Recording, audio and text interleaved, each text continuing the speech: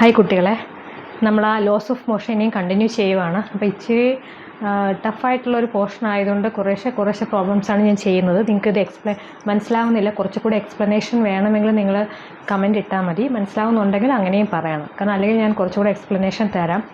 ഇത് കുറച്ച് മനസ്സിലാക്കേണ്ട ഒരു ടോപ്പിക് തന്നെയാണ്. മനസ്സിലായാൽ നമുക്ക് ചെയ്യാൻ വളരെ സിമ്പിളായിരിക്കും. ഓക്കെ, കോൺസെപ്റ്റൊക്കെ മനസ്സിലാക്കുക, പിന്നെ ന്യൂമറിക്കൽ പ്രോബ്ലംസ് ഒന്ന് ശ്രദ്ധിക്കുക, ഇത്രയൊക്കെ ചെയ്താൽ മതി. ഇതിനകത്ത് ജസ്റ്റ് F=ma എന്ന് പറഞ്ഞ ഫോർമുല ആണ് ബേസിക്കായിട്ട് ഇതിനകത്ത് യൂസ് ചെയ്യുന്നത്.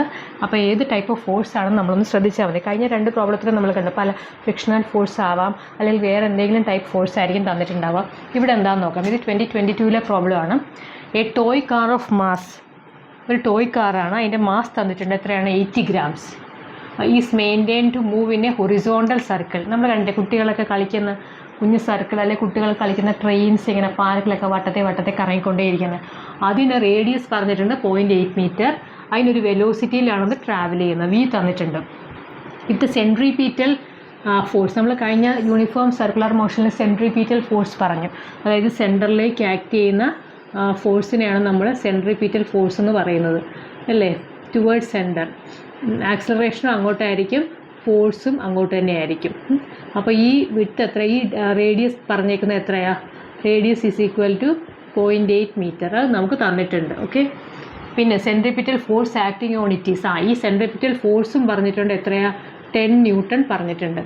Then the value of V. അപ്പം നമുക്ക് വിൻ്റെ വാല്യൂ ആണ് തന്നേക്കുന്നത്. മാസ് തന്നിട്ടുണ്ട്. എന്താണ് മാസ്? ഒരു കാറോ, ഒരു ടോയ് കാർ, അല്ലേ? ടോയ് കാറാണ്. ടോയ് കാർ ഇങ്ങനെ ഇരിക്കും. ഒരു ടോയ് കാർ ഇങ്ങനെ മൂവ് ചെയ്തുകൊണ്ടിരിക്കുകയാണ്. അതിൻ്റെ നമ്മൾ പറഞ്ഞല്ലോ, എല്ലാം വെലോസിറ്റി ഡിഫറെൻറ്റ് ഡയറക്ഷനിലായിരിക്കും, അല്ലേ? ഇത് വെലോസിറ്റി ഇങ്ങനെയായിരിക്കാം. ഇതിപ്പോൾ ഇങ്ങോട്ടാണ് മൂവ് ചെയ്യുന്നതെങ്കിൽ അതിൻ്റെ വെലോസിറ്റി ടാൻജൻഷ്യലായിട്ട് അതിന് വെലോസിറ്റി പലയിടത്തും പലതായിരിക്കും, അല്ലേ? ഞാൻ നമ്മൾ പറഞ്ഞില്ലേ, വെലോസിറ്റി ഉണ്ടാവുന്ന ആക്സലറേഷൻ അതനുസരിച്ചുണ്ടാവും. ആക്സലറേഷൻ ഉള്ളിലേക്കായിരിക്കും, സെൻറ്ററിലേക്കായിരിക്കും. വെലോസിറ്റി ഇങ്ങനെയാണ് ഉണ്ടാവും. എവിടെ? എല്ലാ ഡയറക്ഷനിലും ടാൻജൻഷ്യലായിട്ട് വെലോസിറ്റി. അതിന് സ്പീഡിൻ്റെ വെലോസിറ്റിയുടെ മാഗ്നിറ്റ്യൂഡ് സെയിം ആണെന്ന് പറഞ്ഞു, ബട്ട് എല്ലായിടത്തും വെലോസിറ്റി ഉണ്ട്. അപ്പോൾ ഇത് ഒരു വെലോസിറ്റിയിൽ ഇങ്ങനെ ട്രാവൽ ചെയ്തുകൊണ്ടിരിക്കുവാണ്. വെലോസിറ്റി നമുക്കറിയത്തില്ല, അതാണ് ചോദിച്ചേക്കുന്നത്. പിന്നെ ഡയറക്റ്റ് നമ്മുടെ ഇക്വേഷൻ എന്താ? Force = mass into acceleration. അപ്പോൾ ഇതിൽ എന്തൊക്കെയാണ് തന്നിരിക്കുന്നത്? മാസ് തന്നിട്ടുണ്ട്. എത്രയാ? 80 grams. 80 gram എന്ന് പറഞ്ഞാൽ എത്രയാവും? 80/1000 kg. ഞാൻ അങ്ങനെ തന്നെ എഴുതുവാണ്, പോയിൻ്റൊക്കെ ഇടാൻ പാടില്ലേ. പിന്നെ എന്തോ തന്നേക്കുന്നത്? റേഡിയസ് തന്നിട്ടുണ്ട് 0.8 meter. അത് മീറ്ററിലാണ് തന്നേക്കുന്നത്. പിന്നെ സെൻട്രിപീറ്റൽ ഫോഴ്സ് എന്ന് പറഞ്ഞിട്ടുണ്ട്. അപ്പോൾ സെൻട്രിപീറ്റൽ ഫോഴ്സാണ് എന്ത് തന്നേക്കുന്നത്? 10 Newton. That is 10 Newton. അപ്പോൾ സെൻട്രിപീറ്റൽ ഫോഴ്സ് എന്ന് പറഞ്ഞാൽ സെൻട്രിപീറ്റൽ ഫോഴ്സ് എന്ന് പറഞ്ഞാൽ മാസ് ഇൻറ്റു സെൻട്രിപീറ്റൽ ആക്സലറേഷൻ. അപ്പോൾ സെൻട്രിപീറ്റൽ ആക്സലറേഷൻ ഫോർമുല നമ്മൾ കഴിഞ്ഞ യൂണിഫോം മോഷനിൽ പഠിച്ചു. എന്തായിരുന്നു? v²/r.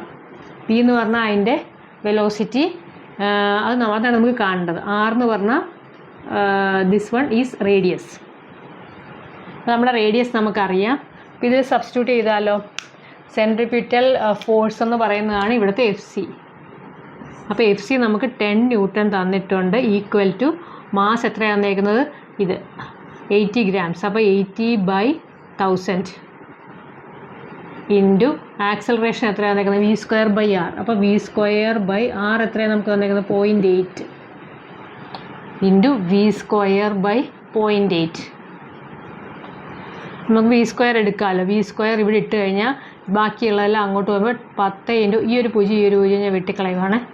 10 into 100 into 0.8 divided by 8. അപ്പം ഇതും കൂടെ ചേരുമ്പം 100 ഇൻറ്റു ഈ 8ഉം 10ഉം കൂടെ ആകുമ്പം 0.8ഉം 10ഉം കൂടെ ആകുമ്പോൾ 8/8 = 100, അല്ലേ? എന്തുവാണ്? v² = 100. അപ്പോൾ v എന്ന് പറഞ്ഞാൽ എന്തായിരിക്കും? √100 = 10 meter/second. സിമ്പിൾ അല്ലേ? 10 meter/second. ഓക്കെ. അപ്പോൾ ഇതേമാതിരി എന്തെങ്കിലും ടൈപ്പ് ഓഫ് ഫോഴ്സ് തന്നു കഴിഞ്ഞാൽ അതെല്ലാം മാസ് ഇൻറ്റു ആക്സലറേഷൻ ആയിരിക്കും. ഈ സെൻട്രിപീറ്റൽ ഫോഴ്സാണ് തന്നിരിക്കുന്നതെങ്കിൽ സെൻട്രിപീറ്റൽ ആക്സലറേഷൻ തന്നെ എടുക്കുക. അത് സെൻറ്ററിലൂടെ ട്രാവൽ ചെയ്യുന്നതുകൊണ്ടാണ് ഈ v². ഇത് എങ്ങനെ വന്നതെന്നൊക്കെ നമ്മൾ ലാസ്റ്റ് ക്ലാസ്സിൽ പറഞ്ഞു സെൻട്രിപിറ്റൽ നമ്മുടെ വെലോസിറ്റി ആർ ഒമേഗ ഒക്കെ നമ്മൾ പഠിച്ചല്ലോ. അതൊന്ന് ജസ്റ്റ് നോക്കിയാൽ മതി. ഇല്ലെങ്കിൽ തന്നെ നിങ്ങളിത് ഓർത്തിരുന്നാലും മതി. സെൻട്രിപിറ്റൽ ആക്സിലറേഷൻ എന്ന് പറഞ്ഞാൽ v²/r. ഇതറിയാമെങ്കിൽ മാത്രമേ നമുക്ക് ഈ പ്രോബ്ലം ചെയ്യാൻ പറ്റത്തുള്ളൂ. അപ്പോൾ ഇങ്ങനെയുള്ള കാര്യങ്ങളൊക്കെ ഒന്ന് ശ്രദ്ധിക്കുക. അത് ചെയ്താൽ ജസ്റ്റ് അതിനകത്ത് സബ്സ്റ്റിറ്റ്യൂട്ട് ചെയ്യേണ്ട കാര്യം മാത്രമേ ഉള്ളൂ. It's very simple. അപ്പോൾ ഡയറക്റ്റ് ഫോഴ്സൊക്കെ തരുവാണെങ്കിൽ നമുക്ക് ഇങ്ങനെ ചെയ്യാം. വേറെ രീതിയിലുള്ള ആക്സലറേഷനോ ഫോഴ്സ് എക്സ്റ്റേണൽ ഫോഴ്സോ ഒന്നും അങ്ങനെ അഡീഷണലി വേറൊന്നും തന്നിട്ടില്ല. നോർമൽ ഇങ്ങനെ ഒരു സിസ്റ്റമാണ് തന്നിരിക്കുന്നതെങ്കിൽ ഈ രീതിയിൽ ചെയ്താൽ മതി. 2-3 പ്രാവശ്യം നിങ്ങൾ ചെയ്ത് നോക്കുക. നിങ്ങൾക്ക് സുഖമായിട്ട് ചെയ്യാൻ പറ്റും. ഇനി അടുത്ത് നമുക്ക് സ്ട്രിങ്ങിൻ്റെ കുറച്ച് പ്രോബ്ലംസ് ചെയ്യാം. അത് എപ്പോഴും ചോദിക്കാറുള്ളതാണ്. ഏറ്റവും കൂടുതൽ നമ്മൾ ചോദിച്ച് കണ്ടിരിക്കുന്നത് സ്ട്രിങ്ങിൻ്റെ പ്രോബ്ലമാണ്. അടുത്തത് ഇതുപോലെ തന്നെ സ്ട്രിങ്ങിൻ്റെ ഒരു പ്രോബ്ലമാണ്. In a tug of war എന്ന് വെച്ചാൽ ഒരു വടംവലി മത്സരത്തിൽ 2 opposite teams pull the rope with an equal and opposite force of 20 kN. രണ്ടുപേരും 2 സൈഡിൽ നിന്ന് വടംവലിയിൽ ആ വടം അങ്ങോട്ടും ഇങ്ങോട്ടും വലിക്കുകയാണ്. അപ്പോൾ 20 kN ഫോഴ്സിലാണ് രണ്ടുപേരും അങ്ങോട്ടും ഇങ്ങോട്ടും വലിക്കുന്നത്. In each end of the rope, ഓരോ എൻഡിലും 20 kN ഉണ്ട്. If the equilibrium condition exist in the rope. അപ്പോൾ നമുക്കറിയാലോ വടംവലിയിൽ ഇങ്ങനെ ഒരു പോയിന്റ് ഇട്ടേക്കും. എന്നിട്ട് 2 സൈഡിൽ നിന്നിട്ടാണ് ഇവർ ഈ വടത്തിൽ കിടന്ന് വലിക്കുന്നത്. അപ്പോൾ രണ്ടും അങ്ങോട്ടും ഇങ്ങോട്ടും അനങ്ങുന്നില്ല, കട്ടയ്ക്ക് നിൽക്കുക. അപ്പോൾ നമുക്ക് ഒരു രക്ഷയില്ല. അപ്പോൾ 2 ബോഡി ഇങ്ങനെ ഉണ്ട് എന്ന് വിചാരിക്കും. കുറേ കൂട്ടം ആൾക്കാരാണ്, അതാണ് നമുക്ക് ഇങ്ങനെ വിചാരിക്കാം. ഇവിടെ ഒന്നുമില്ല, ഇവിടെ ഞാൻ അവർ മാർക്കിങ് കാണിച്ചെന്നേ ഉള്ളൂ. അപ്പം നമ്മൾ പഠിച്ചിട്ടുണ്ട് ടെൻഷൻ ഫോഴ്സ് എന്ന് പറഞ്ഞാൽ ടെൻഷൻ ഇങ്ങനെ ഒരു സ്ട്രിങ് എന്ന് പറഞ്ഞാൽ സ്ട്രിങ് അല്ലെങ്കിൽ റോപ്പ് അങ്ങനത്തെയുള്ള എന്ത് പ്രോബ്ലം വന്നാലും ഇതിലിങ്ങനെ കെട്ടിത്തൂക്കിയിടുന്ന കാര്യങ്ങളൊക്കെ ഉണ്ടാവും. മാസ്, ഇതൊരു മാസ് M1, ഇത് വേറൊരു മാസ് M2 എന്തെങ്കിലും ആയിട്ട്. അപ്പോൾ ഇങ്ങനെ ഉണ്ടെങ്കിൽ ഇതാണ് ഒരു സ്ട്രിങ് എന്ന് പറയുന്നത്. സ്ട്രിങ്ങിൽ എപ്പോഴും ഈ സ്ട്രിങ്ങിൻ്റെ ടെൻഷനാണ് സ്ട്രിങ്ങിലുള്ളത്. ടെൻഷൻ എന്ന് പറഞ്ഞു കഴിഞ്ഞാൽ ഈ ഒരു ഒബ്ജക്റ്റ് ഉണ്ടാവും, ആ ഒബ്ജക്റ്റിന് ഓപ്പോസിറ്റ് ആയിട്ടായിരിക്കും ടെൻഷൻ എപ്പോഴും ഉണ്ടാകുന്നത്. ഇതും ഒരു ഒബ്ജക്റ്റ് ആണല്ലോ, ഒരു കോൺടാക്ട് പോയിന്റ്. ആ കോൺടാക്ട് പോയിന്റിന് ഓപ്പോസിറ്റ് ആയിട്ടാണ് നമ്മുടെ ടെൻഷൻ വരുന്നത്. അപ്പോൾ ഇങ്ങനൊരു സ്ട്രിങ്ങിൽ ടെൻഷൻ എപ്പോഴും സെയിം ആയിരിക്കും. ഇത് ഒറ്റ സ്ട്രിങ് ആയിട്ടല്ലേ. അതേപോലെ നമ്മൾ പുള്ളിയുടെ കേസിൽ പറഞ്ഞാൽ പുള്ളിയിൽ അപ്പുറത്തും ഇപ്പുറത്തും സെയിം ആയിരിക്കും. അതുപോലെ ഇങ്ങനെ കെട്ടിത്തൂക്കിയിട്ടിരിക്കുന്ന ഒരു സ്ട്രിങ്ങിൽ എന്തെങ്കിലും ലിഫ്റ്റ് എന്തെങ്കിലും ബോഡി കെട്ടിത്തൂക്കിയിട്ടിരിക്കണം, ഈ സ്ട്രിങ്ങിൽ സെയിം ആയിരിക്കും, ഇടയ്ക്ക് വേറെ മാസ് ഇല്ലെങ്കിൽ. അപ്പോൾ ഇവിടെ ഇടയ്ക്ക് വേറെ ആരും നിൽപ്പില്ല അല്ലേ. വടംവലിയിൽ അപ്പുറത്തും ഇപ്പുറത്തുമാണ് 2 പേര് നിൽക്കുന്നത്. അപ്പോൾ അവരുടെ ടെൻഷൻ എന്ന് പറഞ്ഞാൽ ഈ പോയിന്റിന് എഗെയിൻസ്റ്റ് ആയിട്ടായിരിക്കും അതിൻ്റെ tension, away from the point. അപ്പോൾ ഇങ്ങോട്ട് അതിൻ്റെ ടെൻഷൻ, ഇതിൻ്റെ ടെൻഷൻ ഇങ്ങോട്ട്, ഇതിൻ്റെ ടെൻഷൻ ഇങ്ങോട്ട് വരുന്നു. അപ്പോൾ ഇതാണ് ടെൻഷൻ. ഈ രണ്ടിടത്ത് സെയിം ടെൻഷൻ ആയിരിക്കും. അപ്പോൾ എന്താ ടെൻഷൻ പറഞ്ഞേക്കുന്നത്, അതെന്താ റീസൺ എന്ന് മനസ്സിലായല്ലോ. ഒറ്റ സ്ട്രിങ്, ഇടയ്ക്ക് വേറെ എന്തെങ്കിലും ബോഡി ഉണ്ടെങ്കിൽ അതിൻ്റെ ടെൻഷൻ മാറും. അപ്പോൾ ഇപ്പോൾ പറഞ്ഞേക്കുന്നത് രണ്ടിനും ഈക്വൽ ആൻഡ് ഓപ്പോസിറ്റ്. ഇവരും 20 kN പറയുന്നു അല്ലേ, അവരുടെ ഫോഴ്സ് ഓപ്പോസിറ്റ് ഫോഴ്സാണ് വന്നത്. ഇവരുടെയും 20 kN പറയുന്നു. അപ്പോൾ എന്തായിരിക്കും ഈ സ്ട്രിങ്ങിലുള്ള if the equilibrium condition exist in the rope the tension. അപ്പോൾ ഈ റോപ്പ് നമ്മൾ നോർമലി പിടിക്കുന്ന റോപ്പാണ്. ആ റോപ്പിൽ 2 പേരും കട്ടയ്ക്ക് നിൽക്കുവാണെങ്കിൽ ഈ സ്ട്രിങ്ങിന് ഒരു മാറ്റവും ഉണ്ടാവില്ല. ആ സ്ട്രിങ്ങിൻ്റെ ടെൻഷൻ എന്ന് പറയുന്നത് എന്തായിരിക്കും, ഇത് എല്ലായിടത്തും സെയിം ആയിരിക്കും. That is 20 kN. അപ്പോൾ അതാണ് സ്ട്രിങ്ങിൻ്റെ കേസ് എന്ന് പറഞ്ഞാൽ 20. ഇപ്പം ഞാൻ പറയട്ടെ, ഇവിടെ ഒരു മാസ് ഇരിക്കുന്നു, ഇവിടെ ഒരെണ്ണം ഉണ്ട്, ഇത് M1, ഇത് M2. ഇതിനെ രണ്ടിനെ കണക്ട് ചെയ്തൊരു സ്ട്രിങ്ങോ റോപ്പോ എന്ത് വേണമെങ്കിലും പറയാം കേട്ടോ, വയറോ എന്നൊക്കെ പറയുവാണെങ്കിൽ ഇത് പോയിന്റ്, ഇതിൻ്റെ ഡയറക്ഷൻ ഇങ്ങനെയായിരിക്കും, ഇതിൻ്റെ ടെൻഷൻ ഇങ്ങനെ. അപ്പോൾ ഈ റോപ്പിൽ ടെൻഷൻ എന്ന് പറഞ്ഞാൽ T ആയിരിക്കും.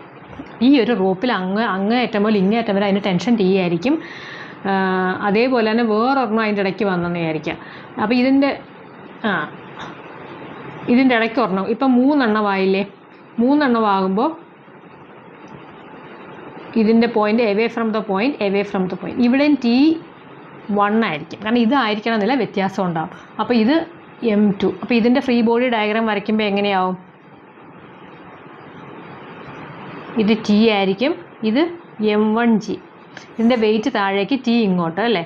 ഇതിൻ്റെ ഫ്രീ ബോഡി ഡയഗ്രാം വരയ്ക്കുമ്പോഴോ ഇത് T ആയിരിക്കും, ഇവിടെ നിന്ന് ഇങ്ങോട്ട് T1 ആയിരിക്കും. ഇതിൻ്റെ വെയിറ്റ് എന്ന് പറയുന്നത് M2 ആയിരിക്കും. ഇതിൻ്റെ കേസിലോ ഇതിൻ്റെ ഫ്രീ ബോഡി ഡയഗ്രാം എന്ന് പറഞ്ഞാൽ ഇത് താഴേക്ക് M2G ഉണ്ട്, M2G അല്ലേ, ഇത് M3 ആണല്ലോ, മൂന്നാമത്തെ അല്ലേ, M3G ആയിരിക്കും. ഇത് ഇങ്ങോട്ട് T1. ഈ കേസ് മനസ്സിലായെന്ന് വിചാരിക്കുന്നു. ഇനി ഒരു കണ്ടീഷനും കൂടെ ഉണ്ട്, ഇതിപ്പോൾ അനങ്ങാതെ ഇവിടെ ഇരിക്കുകയെന്ന് വിചാരിക്കുക.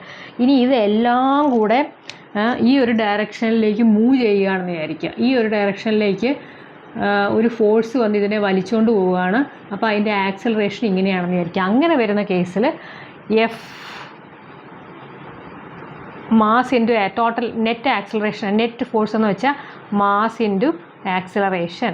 അപ്പോൾ ഈ എൻഡിൻ്റെ കേസിൽ നമുക്ക് ഇവിടെ ഒരു എഫും കൂടെ വരും. ഈ കേസിൽ ഇവിടുത്തെ ഒരു ഫോഴ്സ് ഇവിടെ വരും. അപ്പോൾ ഈ ഒരു കേസിൽ മാസ് ഇൻറ്റു ആക്സലറേഷൻ എന്ന് പറഞ്ഞു കഴിഞ്ഞാൽ ഓരോന്നിൻ്റെയും ഓരോന്നായിട്ട് നമുക്ക് എടുക്കേണ്ടി വരും. മാസ് ഇൻറ്റു ആക്സലറേഷൻ ഒരു ഡയറക്ഷനിൽ.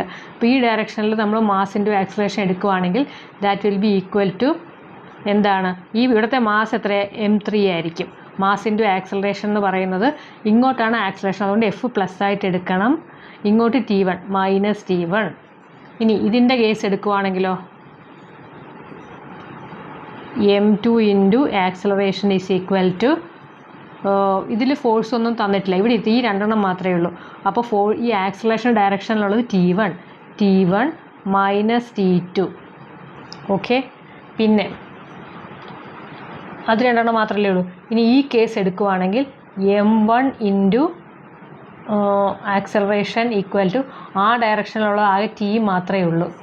കണ്ടോ? അപ്പോൾ ഇങ്ങനെ നമ്മൾ പ്രത്യേകമായിട്ട് എടുക്കണം, ഓരോന്നായിട്ട് എടുക്കണം. അപ്പോൾ ഇത് ചെയ്യുമ്പോൾ നിങ്ങൾക്ക് മനസ്സിലായിക്കോളും. ഇതൊക്കെ കണ്ട് പേടിക്കേണ്ട, ഒന്ന് മനസ്സിലാക്കാൻ വേണ്ടി ഞാൻ പറഞ്ഞതേ ഉള്ളൂ. എങ്ങനെയാണ് നമ്മൾ ഇതിനകത്തേക്ക് ടെൻഷൻ കണ്ടുപിടിക്കേണ്ടതെന്ന് വെച്ച് കഴിഞ്ഞാൽ ഓരോരോ ടെൻഷൻ അപ്പം ഇത് ഒന്നുമില്ല, ഈ രണ്ട് ബോഡി മാത്രമേ ഉള്ളൂ എങ്കിൽ അതിൻ്റെ ഇടയ്ക്കുള്ള ടെൻഷൻ ഈസ് സെയിം.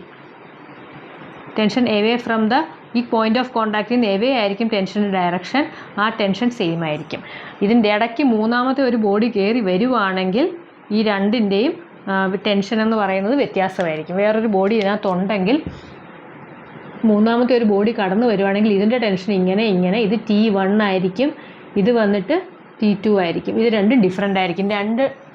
രണ്ട് ഇടയ്ക്ക് എന്തെങ്കിലും വന്നിട്ടുണ്ടെങ്കിൽ, ഇടയ്ക്ക് എന്തെങ്കിലും ബോഡി വന്നിട്ടുണ്ടെങ്കിൽ, വെറുതെ പോയിൻ്റ് ഓഫ് കോണ്ടാക്റ്റ് മാത്രമാണ് അല്ലെങ്കിൽ ഒരു പുള്ളിയാണെങ്കിൽ അത് ചേഞ്ച് ആവില്ല. ഓക്കെ, അപ്പോൾ അത് ശ്രദ്ധിച്ചാൽ മതി. അപ്പോൾ ഇവിടുത്തെ കേസിൽ രണ്ടുപേര് വടം വലിക്കുവാണ്, ഇങ്ങനെ രണ്ടെണ്ണം തന്നിട്ടുണ്ട്, ഒറ്റ സ്ട്രിങ് മാത്രമേ ഉള്ളൂ. ഒറ്റ സ്ട്രിങ് മാത്രമുള്ള കേസിൽ നമുക്ക് ഡയറക്റ്റ്ലി എന്താണോ തന്നത് അത് തന്നെ ഡയറക്റ്റായിട്ട് എടുക്കാം. അപ്പോൾ ഇത് മനസ്സിലായെന്ന് വിചാരിക്കുന്നു. ഈ സ്ട്രിങ്ങിൻ്റെ കേസ് ഒരുപാട് നമുക്ക് വന്നിട്ടുണ്ട്, അപ്പോൾ അത് നമുക്ക് 2-3 എണ്ണം കൂടെ ചെയ്യാം. ഓക്കെ.